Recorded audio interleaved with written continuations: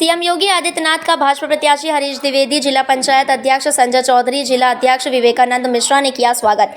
जिला प्रभारी समीर सिंह, पूर्व कैबिनेट मंत्री राजकिशोर सिंह, पूर्व विधायक दयाराम चौधरी भी किया स्वागत। पूर्व विधायक रवि सोनकर, नगर पंचायत अध्यक्ष नीलम सिंह राणा दिनेश प्रताप सिंह, महिला प्रकोष्ठ जिला अध्यक्ष रोली सिंह ने भी किया स्वागत। बस्ती जिले के नगर बाजार में आयोजित जनसभा को सीएम योगी ने किया संबोधित। सीएम योगी बोले, जब हम 400 पार की बात करते समाजवादी पार्टी के लोगों को चक्कर आने लगता है।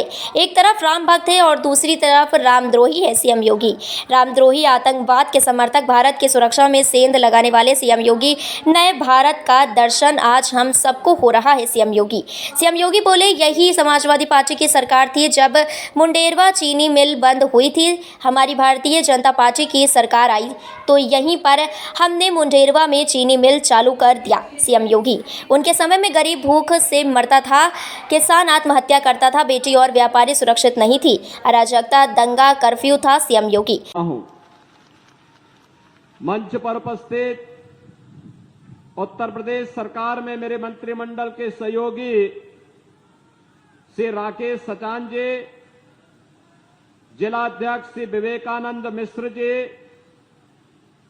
लोकप्रिय सांसद और भारतीय जनता पार्टी के प्रत्याशी श्री हरीश द्विवेदी जी, जिला के प्रभारी डॉक्टर समीर सिंह जी, माननीय विधायक श्री लोकेंद्र सिंह जी, आज के इस कार्यक्रम में उपस्थित पूर्व विधायक रवि सोनकर जी, राजकिशोर सिंह जी, राजेंद्र गौड़ जी, अवधेश सिंह जी, नगर पंचायत अध्यक्ष श्रीमती नीलम सिंह राणा जी, जिला अध्यक्ष महिला मोर्चा श्रीमती रोली सिंह जी, राणा नागेश सिंह जी, ब्लॉक प्रमुख अनिल दुबे जी, पूर्व जिला अध्यक्ष श्री सुशील सिंह जी, यशकांत सिंह जी, पवन कसोदन जी, अरविंद पाल जी, बालकृष्ण तिवारी जी, परमानंद सिंह जी, भारतीय जनता पार्टी और सहयोगी दलों के हमारे सभी पदाधिकारीगण,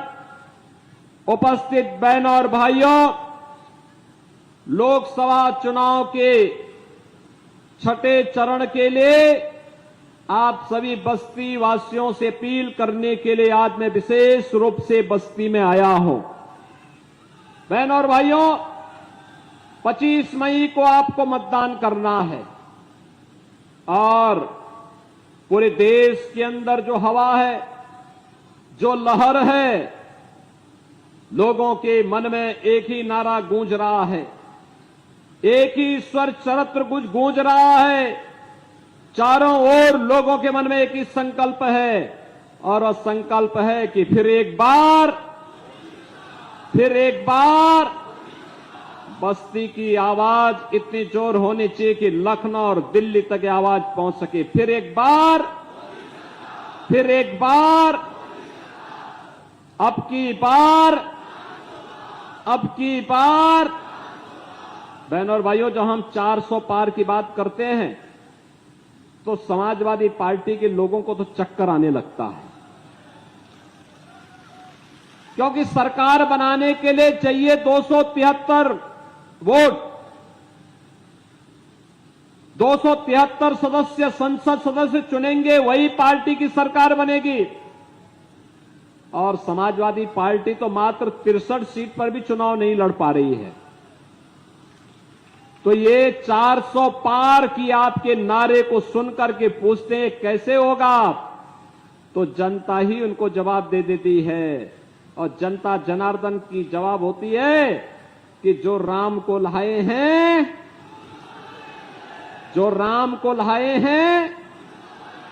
बहनों और भाइयों, ये महर्षि वशिष्ठ की धरा है और भगवान राम, भरत, शत्रुघ्न के लिए यहीं पर पुत्रेष्टि यज्ञ मखोड़ा धाम में हुआ था।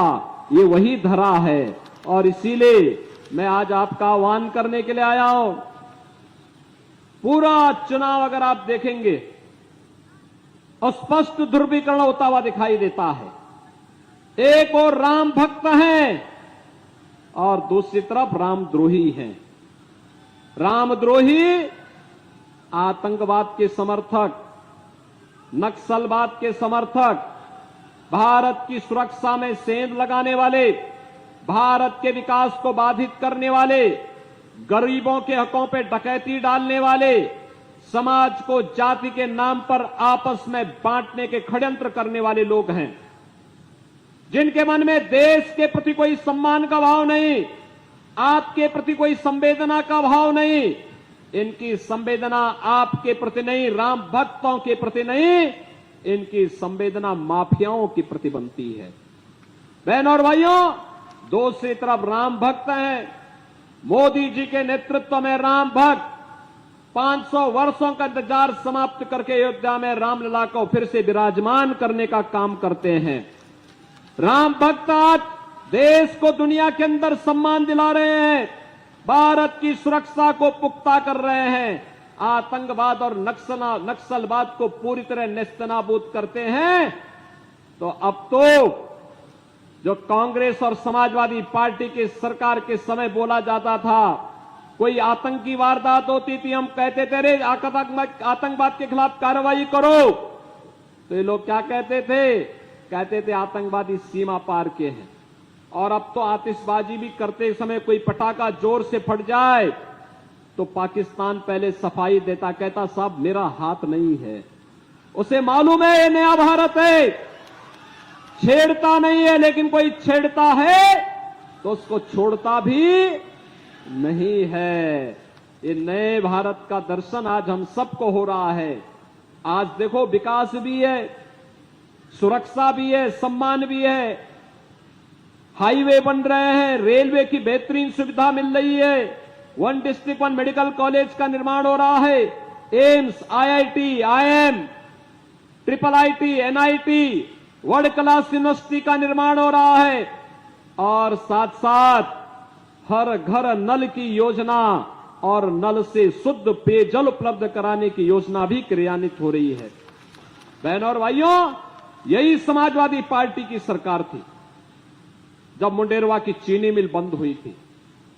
ये भारतीय जनता पार्टी की सरकार आई, हमने यहां पे मुंडेरवा में चीनी मिल चालू करा दी। बहनों और भाइयों, आज आप देख रहे होंगे विकास की प्रक्रिया को तेजी के साथ आगे बढ़ाते हुए, इनके समय में गरीब भूख से मरता था, किसान आत्महत्या करता था, बेटी और व्यापारी सुरक्षित नहीं थी, सर्वत्र अराजकता था, दंगा था, कर्फ्यू था। आज भारतीय जनता पार्टी 80 करोड़ लोगों को मोदी जी के नेतृत्व में फ्री में राशन दे रही है, 60 करोड़ लोगों को 5 लाख रुपए का आयुष्मान कार्ड दे रही है, 12 करोड़ किसानों को किसान सम्मान निधि का लाभ, 12 करोड़ घरों में रसोई गैस का सिलेंडर, 12 करोड़ घरों में शौचालय का निर्माण हुआ है, तो 4 करोड़ गरीबों के मकान भी मोदी जी के नेतृत्व में पिछले 10 वर्ष के अंदर बने हैं।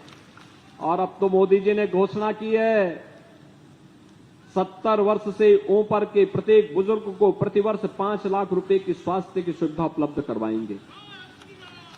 बहनों और भाइयों, राशन की सुविधा आगे 5 वर्ष तक प्राप्त होती रहेगी। मोदी जी ने घोषणा की है कि जितने गरीब बचे होंगे उन सबको भी एक एक मकान अगले 5 वर्ष के अंदर उपलब्ध हो जाएंगे। और इसीलिए आज हम सब आपके पास आए हैं कहने के लिए कि जो देश की आवाज है, उस आवाज के साथ बस्ती की आवाज भी जुड़नी चाहिए। जुड़ेगी? जुड़ेगी? बहनों और भाइयों, ये समाजवादी पार्टी और कांग्रेस का गठबंधन जब भी हुआ है, ये अनर्थ किया है। याद करिए, जब इन दोनों का गठबंधन था, एक प्रदेश में था, एक केंद्र में था। अयोध्या में राम जन्मभूमि पर आतंकी हमला हुआ था, काशी में संकट मोचन मंदिर पर हमला हुआ था, लखनऊ, अयोध्या और वाराणसी की कचहरियों पर हमला हुआ था। अखिलेश यादव मुख्यमंत्री बने तो सबसे पहला काम इसने किया, अयोध्या में राम जन्मभूमि पर हमला करने वाले आतंकवादियों के मुकदमों को वापस लेने का कुत्सित प्रयास किया था। और तो हम धन्यवाद देंगे न्यायपालिका को। न्यायपालिका ने कहा नहीं, ऐसा नहीं होगा, यह आतंकवादी देश की सुरक्षा के लिए, जनता जनार्दन की सुरक्षा के लिए खतरा है, इनको नहीं छोड़ा जा सकता। बहनों और भाइयों, ये आतंकवादियों के समर्थक हैं।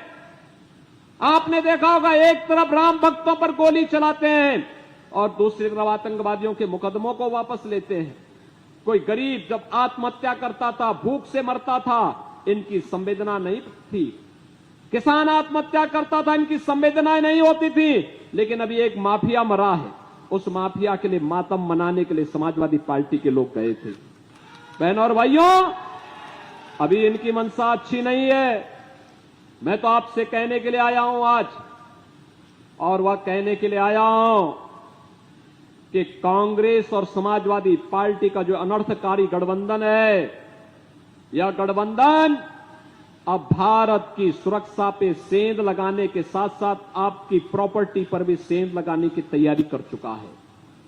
याद करिए, इन्होंने कहा है कि अब सत्ता में आएंगे, सबसे पहला काम अनुसूचित जाति और पिछड़ी जाति के आरक्षण को हिस्सा काट करके ये मुसलमानों को देने वाले हैं। क्या आप इसको सहमत हैं क्या? इससे क्या आप इससे सहमत होंगे क्या? अरे बाबा साहब भीमराव अंबेडकर ने कहा था कि धार्मिक आधार पर आरक्षण नहीं हो सकता है। और दूसरा कार्य, इनके द्वारा विरासत टैक्स की बात की जा रही है। ये विरासत टैक्स इतना खतरनाक है, आपके बाप दादों की, आपके पूर्वजों की जो संपत्ति होगी, उनमें से आधा समाजवादी पार्टी और कांग्रेस के लोग ले लेंगे और फिर इसका बंदर बांट करेंगे। क्या आप इसको स्वीकार करेंगे? क्या आपके पूर्वजों की संपत्ति को कोई कब्जा कर लेगा? क्या आप इसको स्वीकार करेंगे? क्या ये तो लगता है इनके अंदर औरंगजेब की आत्मा घुस गई है। औरंगजेब मुगलों का सबसे क्रूर बादशाह था। बहनों और भाइयों, इतना क्रूर था कि उसने अपने भाई की हत्या की, अपने पिता को कैद कर दिया। उसका पिता शाहजहां एक एक बूंद पानी के लिए तरस तरस करके, तड़प तड़प करके मर गया था। उसने अपनी जीवनी में लिखी है, और किसी को पढ़ना है, पटना की खुदा बख्त लाइब्रेरी में जाकर के पढ़े। शाहजहां कहता है कि औरंगजेब जैसा कमबख्त पुत्र किसी को पैदा न हो, जिसने जीते जी मुझे पानी के लिए तरसाया है। उसने कहा था इससे अच्छा तो वह हिंदू है जो अपने बुजुर्गों को, बड़े बुजुर्गों को सम्मान करता है और मरने के बाद सरात और तर्पण करके अपने पितरों को जल देने का काम करता है। बहनों और भाइयों, औरंगजेब ने जजिया कर लगाया था। हिंदुओं के लिए कहा था या तो जजिया कर दो या मुसलमान बनो। लेकिन बहनों और भाइयों, ये जो विरासत टैक्स है कांग्रेस का, ये हिंदुओं पर औरंगजेब का जजिया कर है। हमें जजिया कर नहीं स्वीकार करना है, नहीं करना है। और हमने तय किया है, भारतीय जनता पार्टी इसके खिलाफ लड़ेगी, और इसका लड़ाई का मंत्र तो आपके पास है। एक वोट, आपका एक वोट इनको निरुत्तर कर देगा, इनके मंसूबों पर पानी फेर देगा, इनकी राष्ट्र विरोधी और आतंकवादी पोषक गतिविधियों को पूरी तरह समाप्त कर देगा। और इसीलिए आज मैं बस्ती की जनता जनार्दन से अपील करने के लिए आया हूं। बहनों और भाइयों, कोई सोचता था बस्ती में इतनी सुविधाएं होंगी? अब तो बस्ती नगर के अंदर भी 4 लेन की सड़कें हम बना रहे हैं। बस्ती के अंदर भी हम कनेक्टिविटी बेहतर कर रहे हैं। बस्ती के लिए तो दोनों हाथों में लड्डू है। इधर गोरखपुर का एयरपोर्ट, इधर अयोध्या का एयरपोर्ट, उधर एम्स, और यहां मेडिकल कॉलेज। सिद्धार्थनगर में माधव बाबू के नाम पर मेडिकल कॉलेज, यहां महर्षि वशिष्ठ के नाम पे मेडिकल कॉलेज, यहां पे मुंडेरवा चीनी मिल भी चल रही है। और अन्य विकास के कार्यों को तेजी के साथ आगे बढ़ाने के लिए अटल आवासीय विद्यालय भी भारतीय जनता पार्टी आप सबको दे रही है, जिसमें अनाथ और श्रमिकों के बच्चों को पढ़ाया जा रहा है। और इसीलिए मैं आपसे कहने के लिए आया हूं, भारतीय जनता पार्टी ने अपने लोकप्रिय सांसद हरीश द्विवेदी को फिर से अपना प्रत्याशी बनाकर के आपके बीच उतारा है। हरीश द्विवेदी चुनाव जीत के जाएंगे, चुनाव जिता करके भेजेंगे हरीश द्विवेदी को। दोनों हाथ ला करके मुझे बताओ, दोनों हाथ ला करके, जहां तक मेरी आवाज जा रही है दोनों हाथ उठने चाहिए। इस बार की आवाज से भी दोनों हाथ लाओ जहां तक आवाज जा रही है। लेकिन बहनों और भाइयों, चुनाव जिताने के लिए 3 दिन बाकी हैं। आपको कुछ कार्य करने होंगे, करेंगे? मेरी बात मानेंगे?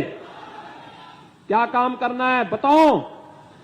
पहला काम, आप में से हर व्यक्ति 5-5 घर जनसंपर्क करने के लिए जाएगा।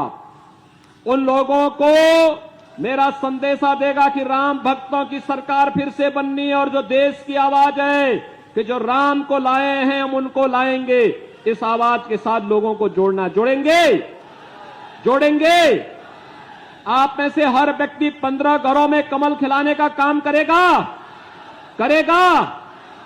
और चुनाव के दिन उन 15 घरों को मतदान केंद्र में ले जाकर के मतदान कराना है 10 बजे के अंदर। करा देंगे? करेंगे? सभी लोग सहमत हैं? अरे आपसे ज्यादा उत्साह इन माताओं और बहनों में है। आपको लगता है कि ज्यादा गर्मी लग जा रही है क्या? अरे गर्मी है, टेम्परेचर है, लेकिन चुनाव के लिए, अरे 5 साल के लिए एक अच्छी सरकार रहे, इसके लिए 5 दिन की गर्मी सहने की तैयारी हमें करनी चाहिए। सहमत हैं? तो आत्मनिर्भर और डीपी न्यूज, खबर सिर्फ सच की।